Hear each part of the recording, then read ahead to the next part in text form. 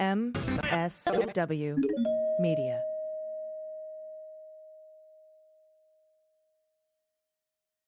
Thanks to Athletic Greens for supporting the Daily Beans. I take AG1 by Athletic Greens literally every day. If you're looking for a simpler and more cost-effective supplement routine, Athletic Greens is going to give you a free 1-year supply of vitamin D and 5 free travel packs with your first purchase. Just go to athleticgreens.com/dailybeans.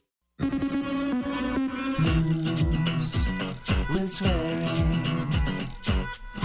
Daily Beans, Daily Beans.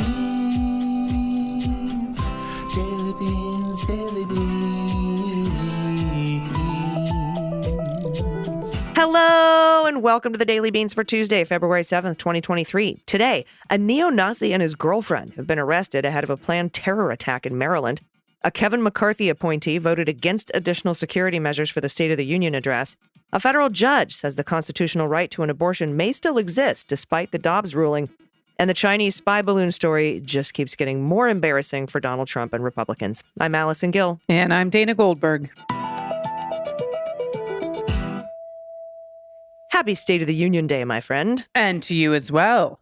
I thank you. Now, I don't listen to polls anymore because the polls are saying that 62% of the country think that Biden isn't really doing much. And that's just ridiculous because he's done more than anybody since like FDR. And that's even disputable. Like it may be more. Yeah. So I'm really excited for the State of the Union tonight because I really want the rest of the American people to know all of the things we know that the Biden administration has gotten done. So I will be looking forward to that. Also, the Jim Jordan Shit Show Subcommittee will hold its first hearing Thursday. That's hard to say. Shit Show Subcommittee. Well, we need a new name. If you have a recommendation for a name for this subcommittee besides the DOJ Weaponization Committee on whatever the fuck, send it in to us. Send it in to us. Send it where you get your good news or whatever. However you want it. hello@MullerSheWrote.com or dailybeanspod.com. Click on contact. Send us your ideas for what we should call this shit show subcommittee. It's got its first hearing Thursday. Dana, the 4 witnesses, are Tulsi Gabbard. What? Of course it is. Chuck Grassley. Okay. Russia Ron Johnson. I'm sure he's real helpful. And a former FBI special agent named Nicole Parker, who's a newly minted Fox News critic of institutions and our democracy. And I definitely need your recommendations for a name for that subcommittee. I also have a big announcement. Are you ready? I think so. Yeah. And but just so the listeners know, I'm not faking it right now. I have no idea what Allison's about to say. This has just come across my desk. The new co-host of the Cleanup on Aisle 45 podcast will be, drumroll please, Pete Strzok. Ooh, nice job. I am so very excited about this podcast going forward. The episode that comes out this week and next week, episode with Pete, the first one will drop on February 22nd. So the next 2 episodes, if you're a patron of Cleanup on Aisle 45, because I know a lot of the Beans patrons are also patrons of Cleanup on Aisle 45, which is patreon.com/aisle45pod, AISLE45POD. If you're a patron, the next 2 episodes of just me being like, here's the updates, are free. We're not going to charge you for those episodes. And of course, the entire podcast is free for the public, wherever you get your podcasts. It's just if you're a patron, you get it ad-free. Just like if you're a Beans patron, you get the Beans ad-free. All right, so hell yeah, Pete Strzok. Yeah, I'm ready. That's all the announcements I have. So we do have a lot of news to get to. Let's hit the hot notes. Hot notes. All right, first up, this is frightening, but a good caller by the DOJ. A neo-Nazi leader recently released from prison has been arrested again and accused of plotting an attack, a domestic terror attack on the Maryland power grid with a woman he met while incarcerated. Brandon Russell, 27. Yeah, what's that dating app called, by the way? That's I actually don't know. Cellmates? Prison, PRISN, right? I think Cellmates is very good. I like Cellmates. You know what? I think that's what we're going to call it. They met on cellmates.com.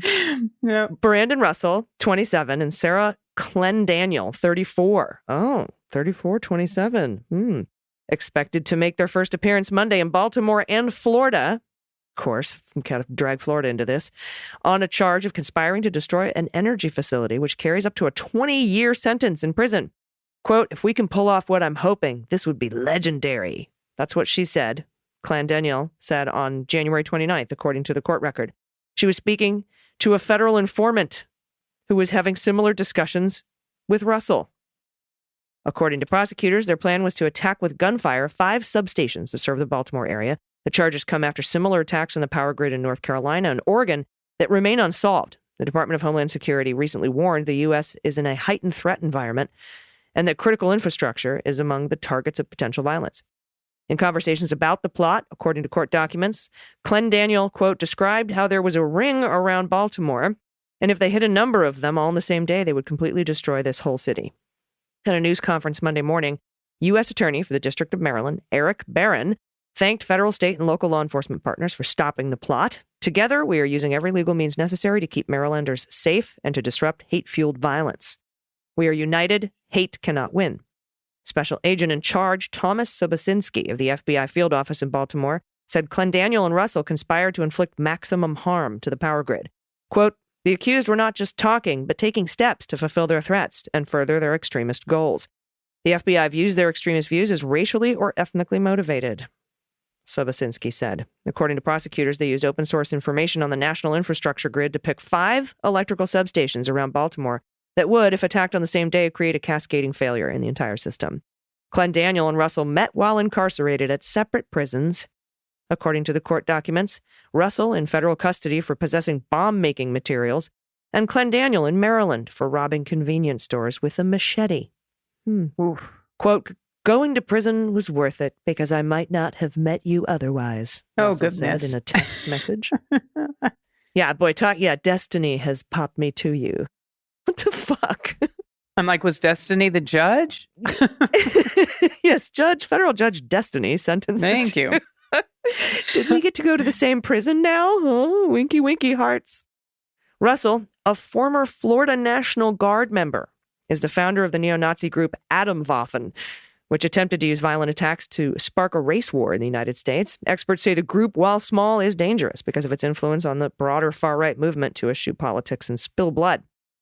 An Atomwaffen member killed a gay Jewish college student in 2019. Another adherent killed his girlfriend's parents for opposing his Nazi views. Atomwaffen followers have also threatened and harassed journalists, African-American churches, and Jewish organizations. A former Atomwaffen member named Devin Arthurs, who lived with Russell in Tampa, killed 2 of their roommates in 2017 and subsequently told authorities they'd been planning attacks on U.S. nuclear plants and power lines. Police discovered bomb-making materials and explosives inside the shared apartment where the murders occurred. Russell subsequently pled guilty to possession of an unregistered destructive device and improper storage of explosive materials. His replacement as leader of Atomwaffen was subsequently imprisoned for swatting, which is calling in fake crises to provoke lethal law enforcement raids. Russell began talking to the informant while still in prison, the informant being, this undercover person. That's according to the court record. He was released in August of 2021. The discussions of infrastructure attacks began last summer. Prosecutors say Russell recommended targeting transformers because they're custom-made and could take almost a year to replace. He also said the attack would be most effective after a winter storm when most people are using max electricity. Clen Daniel told the informant she expected to die of kidney disease within months and just wanted to accomplish something worthwhile first. She left a statement, according to the complaint, that references Hitler, the Unabomber, and a Norwegian mass killer and says, I would sacrifice everything for my people. She said Russell, unlike her, has a lot to lose. It is terrifying. I mean, if that had actually happened, so I'm glad that they thwarted that for sure. Yeah. All right. Yeah.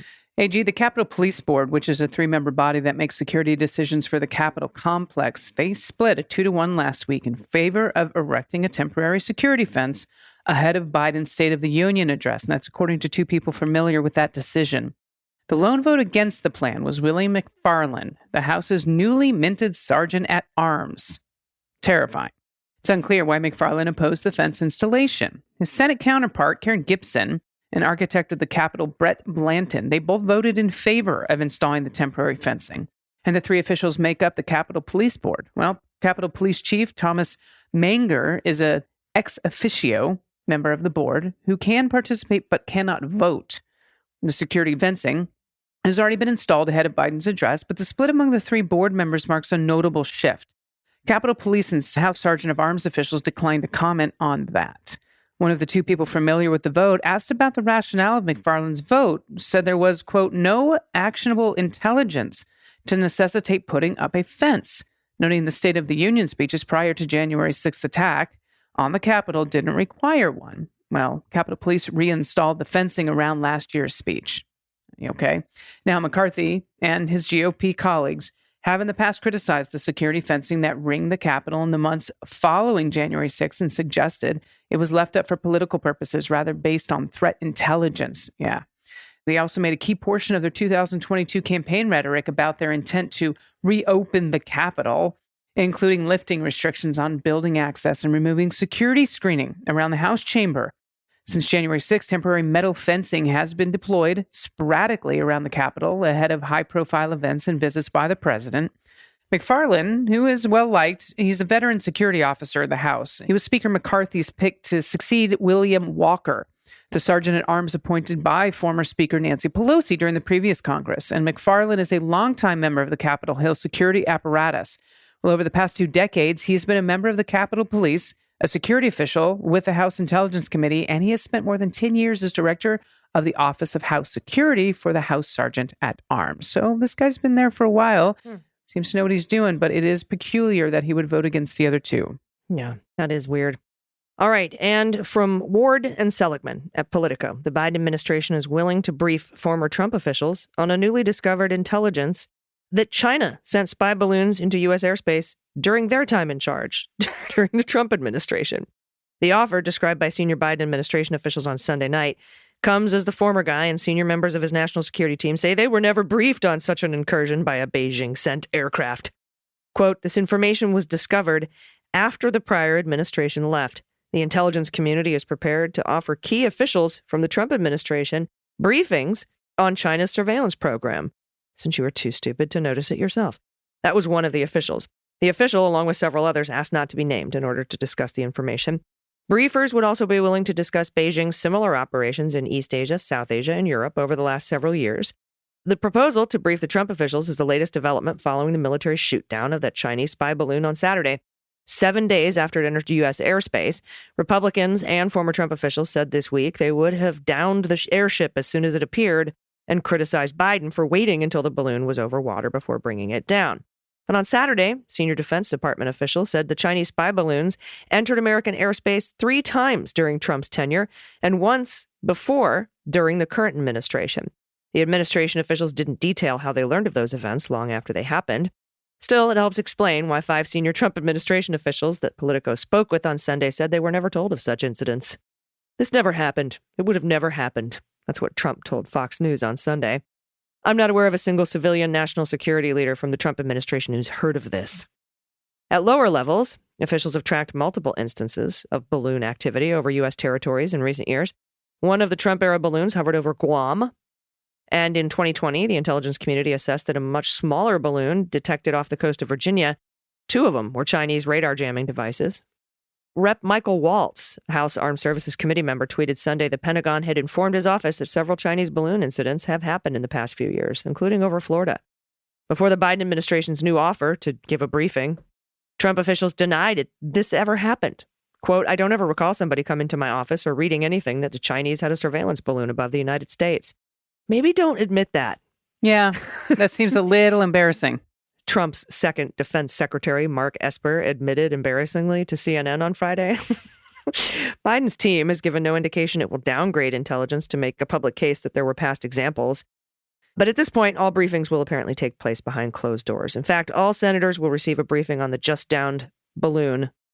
And that's according to all senators will receive that briefing. And that's according to Chuck Schumer, who said that on Sunday. So, yeah, 3 during the Trump administration. They didn't know about it. We found out about it once the Biden administration got in there.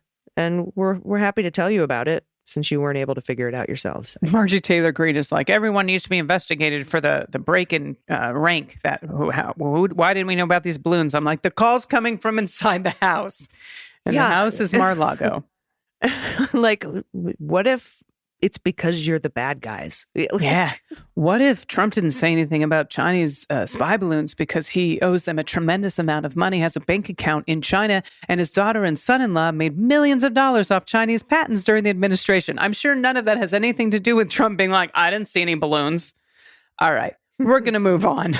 Now, a federal judge in Washington, D.C. suggested Monday that there may be a constitutional right to abortion baked into the 13th Amendment, an area she said went unexplored by the Supreme Court in its monumentous decision last year to overturn Roe v. Wade. In a pending criminal case against several anti-abortion activists, the U.S. District Court judge, Colleen Collar-Catelli, who I've talked about before, said the Supreme Court's ruling in Dobbs versus Jackson, Women's Health Organization, concluded only that the 14th Amendment included no right to abortion, but stopped short of definitely ruling out other aspects of the Constitution that may apply. I really like this story. Yep. This is a quote. It's entirely possible that the court may have held in Dobbs that some other provision of the Constitution provided a right to access reproductive services had that issue been raised. This is what the judge wrote. However, it was not raised. Now, Collar-Catelli noted that there is some legal scholarship suggesting that the 13th Amendment, which was ratified at the end of the Civil War and sought to ban slavery and involuntary servitude, provides just such a right. She is asking the parties in the criminal case, which involves charges of blocking access to abortion clinics, to present arguments by mid-March. In particular, the judge is asking them to address whether the scope of Dobbs is in fact confined to the 14th Amendment, and went on to say whether, if so, any other provision of the Constitution could confer a right to abortion as an original matter, such that Dobbs may or may not be the final pronouncement on the issue, leaving an open question. Well, Collar-Catelli's request stems from a year-old case against 10 defendants who are charged with conspiring to block access to a Washington, D.C. abortion clinic. One of those defendants, Lauren Handy, contended that the conspiracy charge is no longer legitimate because the Dobbs decision took Congress out of the business of making laws related to abortion access. This is a quote. There's no longer a federal constitutional interest to protect, and Congress lacks jurisdiction. This is what Handy's attorney wrote. Went on to say the Dobbs court did not indicate that there is no longer a constitutional right to abortion. The court has made clear there never was. Well, Collar-Catelli, an appointee of Bill Clinton, indicated that she viewed this position as overly broad. Dobbs, as she noted, confined its analysis to the 14th Amendment alone, although she conceded it contained sweeping statements that could lead one to conclude the justices were convinced nothing in the Constitution protects abortion rights. This is another quote. The Constitution does not confer a right to abortion. This is Samuel Alito. He declared in the Dobbs majority opinion, which was endorsed by 4 other justices. However, Collar-Catelli said that statement may be merely a voyeuristic and the legal effect of the Supreme Court ruling may be narrower. This is another quote in the story. The issue before the court in Dobbs was not whether any provision of the Constitution provided a right to abortion. Rather, the question before the court in Dobbs was whether the 14th Amendment to the Constitution provided such a right. This is what she wrote. That is why neither the majority nor the dissent in Dobbs analyzed anything but the 14th Amendment. In fact, on the court's initial review, not a single amicus brief mentioned anything but the 14th Amendment and the unratified Equal Rights Amendment. Well, beyond the 13th Amendment argument that Collar-Catelli floated, several Jewish organizations, I love this because I saw this, have filed lawsuits arguing that religious freedom actually protects in the First Amendment or state constitutions may extend to abortion rights. That's absolutely amazing. I'm not sure that this particular Supreme Court will agree that the 13th Amendment protects abortion rights, but it's a very, very incredible conversation to have that they only argued that the 14th Amendment doesn't. They didn't say anything about the 8th or the 13th or the 1st. And anybody who listened to the MSW book club reading of Allow Me to Retort, Elie Mystal's book, he specifically brings up the 8th and 13th Amendments and the First Amendment when he talks about the Dobbs decision. All right. Very cool. Interested to see where and follow that case, where it goes. Oh, I feel like I have to call my friend Ellie and be like, dude, 13th Amendment. They're talking about it. All right. That's good news. We have more good news to get to right after this break. Stick around. After these messages, we'll be right back. Hey, everybody, it's AG, and I take AG. AG1 by Athletic Greens every day. I started taking Athletic Greens because I wanted to switch away from my huge pile. I had a cabinet full of supplements and vitamins and minerals and everything. And it was getting out of control and taking up room and very cost effective. But AG1 is fast, it's tasty, it's delicious. It's an easy habit to pick up. I take it every day, first thing in the morning before I do anything else. And I feel amazing. It helps kickstart my entire day. And we want to thank Athletic Greens for their support. Right now, they're offering you a free 1-year supply of immune-supporting vitamin D and 5 free travel packs with your first purchase. when you go to athleticgreens.com/dailybeans. I appreciate how much time AG1 by Athletic Greens saves me. It's so much easier to just take one delicious scoop of deliciousness in 1 cup of water every morning. That's it. And it's so much easier and less expensive than all the things it replaces. My daily multivitamin, minerals, prebiotics, probiotics for gut health, my greens blend, my superfoods. It's great bang for the buck, and it helps simplify my morning routine. AG1 is really a seamless and easy daily habit, and I'm positive there isn't another daily routine that pays off nearly so well as this delicious nutritional drink. AG1 makes it easier for you to take the highest quality supplements, period, which is one of the many reasons I trust it so much. So if you're looking for a simpler and cost-effective supplement routine, Athletic Greens is giving you a free 1-year supply of vitamin D and 5 free travel packs with your first purchase. Just go to athleticgreens.com/dailybeans. That's athleticgreens.com/dailybeans. Check it out. I'm Cliff Barrickman. And I'm the brains of the bunch, James Bobo Fay. And we're the hosts of Bigfoot and Beyond with Cliff and Bobo. If our voices sound familiar, that's probably because you watched Animal Planet's Finding Bigfoot. We were hosts of that show for 9 years. Every week on Bigfoot and Beyond with Cliff and Bobo, we interview witnesses, researchers, scientists, and anybody else that we find interesting and pertinent to Sasquatch. It's not just Sasquatch and Bigfoot, it's beyond also. We get into some UFOs, aliens, we dig into all of it. Yeah, I'll tell you, nothing's too weird for us to touch. We don't have to believe it to talk about it. You will be treated every Monday to the latest news on Bigfoot, Sasquatch, and anything in the cryptozoological world. I approach this subject from a perspective of science. But there's a lot of answers that science doesn't have for the questions we keep running into. It's safe to say that you're going to get a variety of perspectives here on Bigfoot and Beyond with Cliff and Bobo. So add Cliff and Bobo as your new BFFs, your Bigfoot friends, and subscribe to Bigfoot and Beyond with Cliff and Bobo wherever you get your podcasts. Renato, what do you remember most about our time at Yale Law School? I remember all those interesting debates we had about complicated legal issues. What about you? I remember law school being a lot of fun. Fun? I don't know about that, but okay. So do you think we could make a podcast that talks about complicated legal issues and be fun at the same time? I'd be down with that. Just leave the fun part to me. Do you think it would be just the two of us?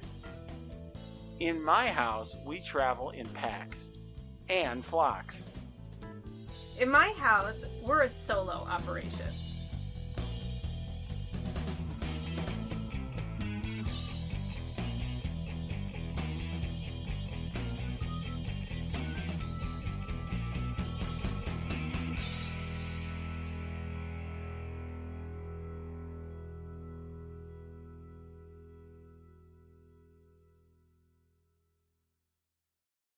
Everybody, welcome back. It's time for the good news. Who likes good news? Everyone? Then good news, everyone!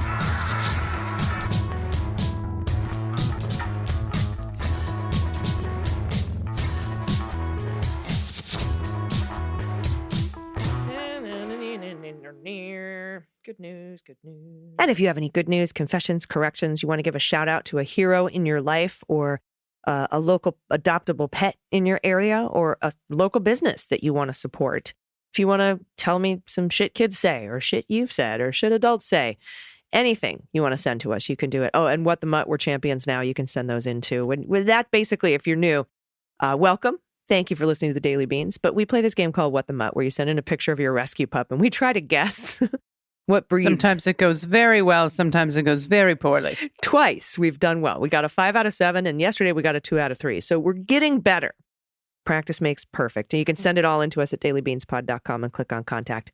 First up from Kristen with a correction. The Beans crew constantly inspires me. You guys are amazing. Oh, thank you. So Ivanka isn't smart enough to get patents. That would require her to actually invent something. The legal definition of a patentable invention is something that's new, useful, and isn't obvious to anyone skilled in the field of invention. Usually a surprising discovery. Ivanka got trademarks from China. Much easier to do.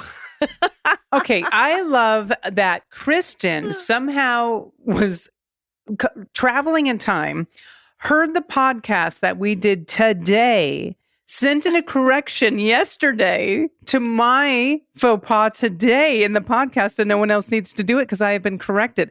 They didn't get millions of dollars in patents. They got trademarks. Kristen, thank you for saving us a lot of time and somehow being clairvoyant. Well done. That's super, super amazing. Thank you, AG and DG, for making my days brighter and helping make the world a better place. And I'll go ahead and grab the next one because it's short too. From Anonymous, she and her, regarding the Chinese spy balloon and people shooting it down themselves, there is at least one South Carolina sheriff who posted on social media to warn folks not to try to shoot down the balloon themselves. It was too high up for rifles to shoot, and what goes up, bullets, must come down somewhere. For pet tax, this is a picture of our new tortie kitten, Comet, adopted by us at 10 weeks old about a month ago. She was a street kitten found alone at about 5 weeks old by a rescue group who loves to snuggle under the covers with us, as she is doing here. Oh, So sweet.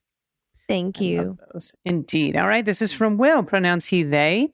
Hey, Beans Queens. Hello from Wisconsin. Thank you so much for the shout out to vote in the primary on the 21st. I was actually on the way to the post office to drop off my absentee ballot, which Wisconsin voters can request at myvote.wi.gov.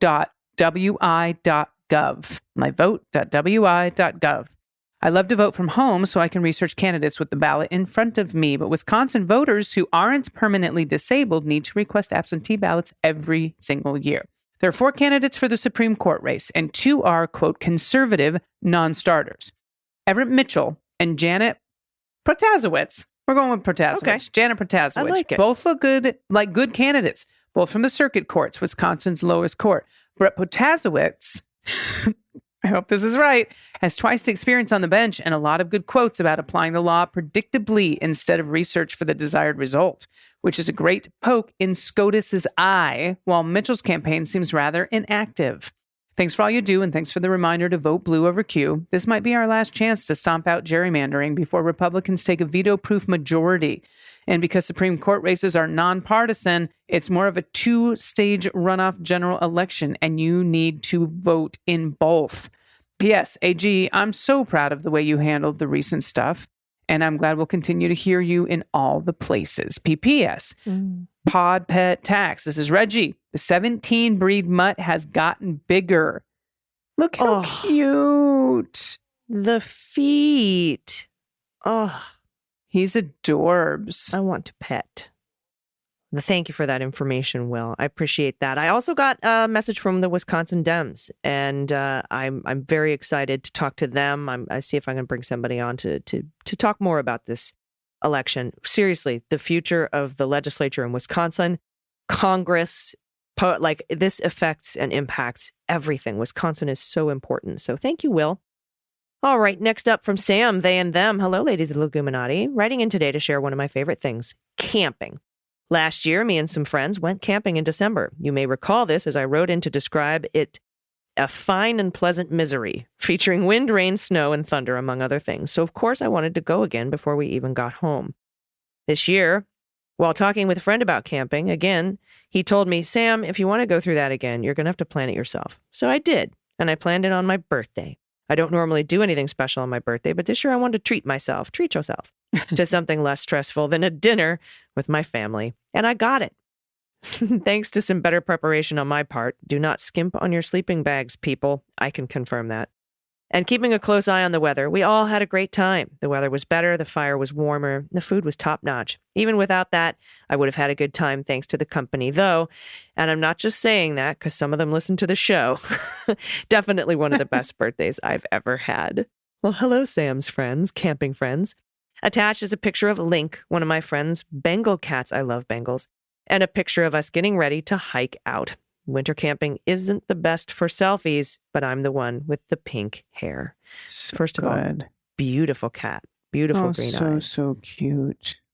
Oh, excellent. That looks like so much fun and also very cold. Super fun crew. I know, right? The smile from the person on the left. Look at that smile. That's like a Libra smile right there. So good. All right, this is from Claudia, pronouns she and her. Hello, Beans Queens. Thank you for everything you do on the show and for helping us all stay sane while swearing. I recently started working in Missouri, longtime Illinois resident. I've been following Lucas Kuntz since that amazing ad, and I'm so grateful to you for speaking to him and getting the word out about him. Thank you. He's great, as are some of the other Missouri Democrats working hard to secure representation, like Jess Piper and Crystal Quaid, and of course, St. Louis's own Cori Bush. Also want to say, how much I love Dana's pronunciation of what did I say? Fendication? I think you said super fucking dation. Yeah, super fucking dation, but I think super fecundation. But thank you. Yeah, to thank you. Oh, here's a picture of 2 frog orgy that hangs in our dining room. What? The inspiration below says in German, sei Regen Brinksegen. That was really hard for me to say, but I think it was close, which means, and it was hard for me to say because I'm Jewish, not because I don't know how to pronounce it, which means something like movement brings blessings. Oh, see, anything really lovely, even in German, sounds horrifying to a Jew. Regen bringt Segen, which means movement brings blessings. Or maybe yes, keep on defunctationing. Fucking dationing. Oh my God, I'm dyslexic. Fucking dationing. I think the root word is fecund. I don't know, but it was the German that threw me off. Which is weird. It's a German, yeah. Sich Regen bringt Segen. And I mean, like, ich liebe dich means I love you. Right. You know? So it's frightening. Also, yep. some frogs like making some tadpoles, that's for sure. They're moving. Movement brings blessings. Fucking brings children, I guess. Is that what fecundationing means? That's exactly what it means. Brings children. God. Awesome. Thank you for that word out. It's I'd never seen the word before. I know the word fecund, but that was new to me. Next up from Jack, pronouns he and him. I want to give you an update on my kid, Joe. If you remember, they came out as gender fluid to the world with their senior photos. I remember this, Dana. They finished high school and are in their second semester of college studying computer graphics and graphic design, apparently 2 different things. I was able to include Joe in my marching band prop building. We built a giant version of the Book of Spells from Hocus Pocus. I made the structure and Joe made the snake feature and painted the entire prop. It was pretty cool getting to work with my kid on a project and hope to include them in more projects in the future. The other bit of good news is the birth of my first grandson, Miles. Aww. He was born on Groundhog Day, and we are already best friends. He's so beautiful, I can't look at him without tearing up. Oh, my God. Pod Pet Tax for keeping my daughter's dogs while they were in the hospital and getting settled at home. Dogs' names from left to right, Diesel, Benson, Ruby, and Sadie, the one with the wonky ear. There's a pic with Benson meeting his new little brother. Benson was so gentle in meeting. Babies. Oh, Dana. I know. Well, first of all, these first pictures are really freaking cool. However, that was built, able to be stood on, because it's really phenomenal, especially whoever's the little flute up there. Stairs in the Hocus Pocus Look book. at Incredible. that perfect baby, though, and the puppy that's like, this is mine to protect. Oh, my heart. And look at that brood of breeds. Look at the brood of breeds. Oh, so adorable with the Aussies and the golden and that one over there on the right. The Aussies, the golden, and I don't know. That one. I'm so bad at what the mutt, so it's probably a purebred. Watch. Okay, but I can't stop looking at this baby, Miles. Oh, in the little burrito.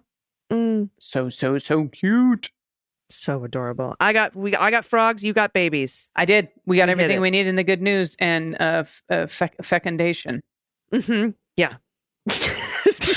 that word, whatever it is. Yeah, that's right. Super fecundation.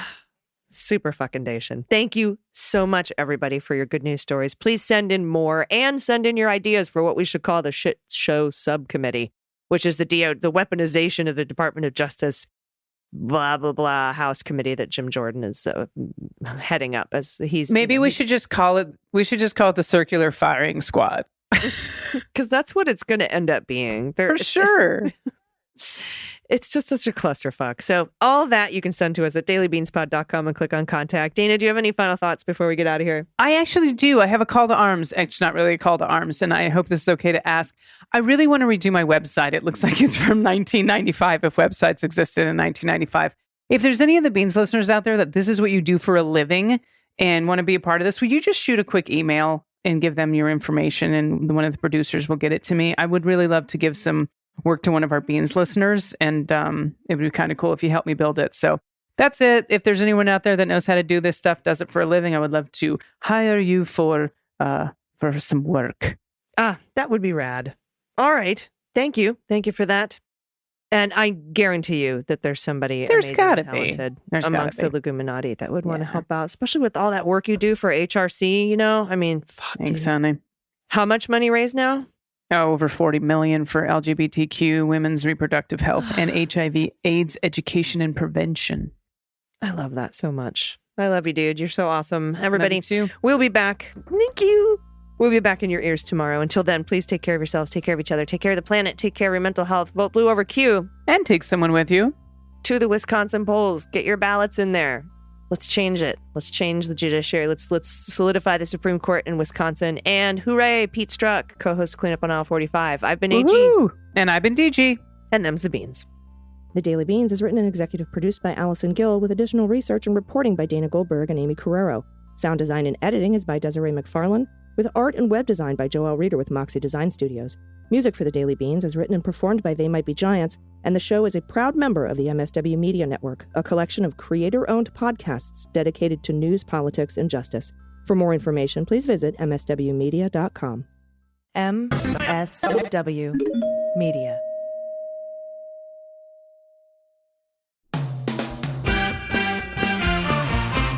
Season 4 of How We Win is here. For the past 4 years, we've been making history in critical elections all over the country. And last year, we made history again by expanding our majority in the Senate, beating election-denying Republicans in crucial state house races, and fighting back a non-existent red wave. But the MAGA Republicans who plotted and pardoned the attempted overthrow of our government now control the House, thanks to gerrymandered maps and repressive anti-voter laws. And the chaotic spectacle we've already seen shows us just how far they will go to seize power, dismantle our government, and take away our freedoms. So, the official podcast of The Persistence is back with Season 4. There's so much more important work ahead of us to fight for equity, justice, and our very democracy itself. We'll take you behind the lines and inside the rooms where it happens with strategy and inspiration from progressive changemakers all over the country. And we'll dig deep into the weekly news that matters most and what you can do about it with messaging and communications expert, co-founder of Way to Win, and our new co-host, Jennifer Fernandez-Ancona.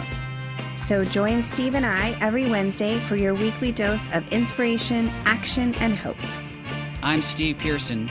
And I'm Jennifer Fernandez-Ancona. And this is How We Win.